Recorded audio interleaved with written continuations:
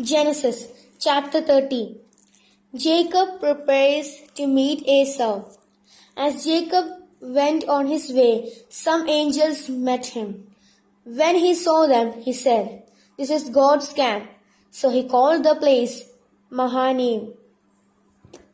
Jacob sent messengers ahead of him to his brother Esau in the country of Edom.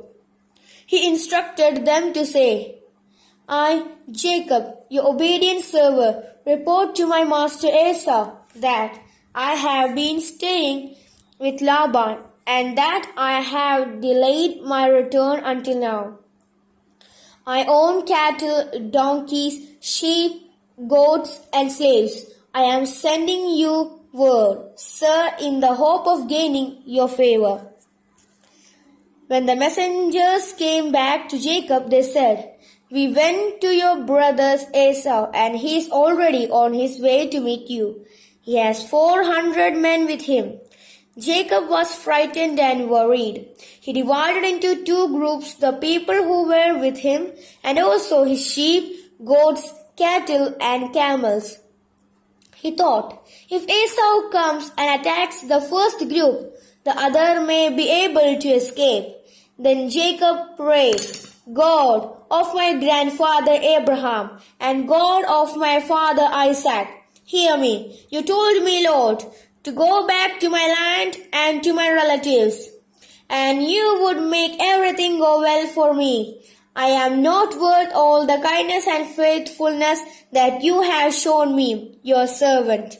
I crossed the Jordan with nothing but a walking stick, and now I have come back with these two groups. Save me, I pray, from my brother Esau. I am afraid that he is coming to attack us and destroy us all, even the women and children. Remember that you promised to make everything go well for me and to give me more descendants than anyone could count, as many as the grains of sand along the seashore." After spending the night there, Jacob chose from his livestock as a present for his brother Esau 200 female goats and 20 males, 200 female sheep and 20 males, 30 male camels with their young, 40 cows and 10 bulls, 20 female donkeys and 10 males. He divided them into herds and put one of his servants in charge of each herd. He said to them, "Go ahead of me and leave a space between each herd and the one behind it." He ordered the first servant, "When my brother Esau meets you and asks, 'Who is your master? Where are you going?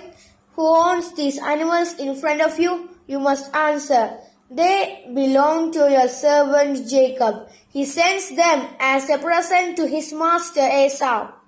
Jacob himself is just behind us. He gave the same order to the second, the third, and to all the others who were in charge of the herd.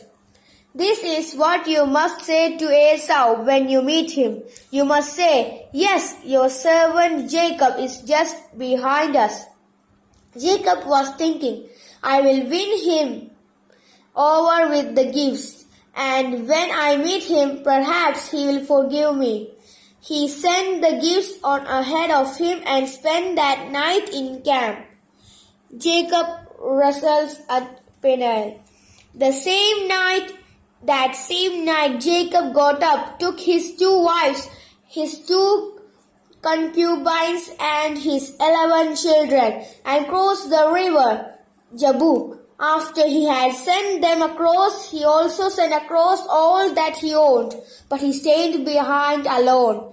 Then a man came and wrestled with him until just before daybreak. When the man saw that he was not winning the struggle, he struck Jacob on the hip, and it was thrown out of the joint. The man said, "Let me go. Daylight is coming." "I won't unless you bless me," Jacob answered. "What is your name?" the man asked. "Jacob," he answered. The man said, "Your name will no longer be Jacob. You have struggled with God and with men, and you have won, so your name will be Israel. Jacob said, Now tell me your name. But he answered, Why do you want to know my name? Then he blessed Jacob. Jacob said, I have seen God face to face, and I am still alive. So he named the place Peniel. The sun rose as Jacob was leaving Peniel, and he was limping because of his hip. Even today, the descendants of Israel do not eat the muscles which is now on the hip joint, because it was on this muscle that Jacob was struck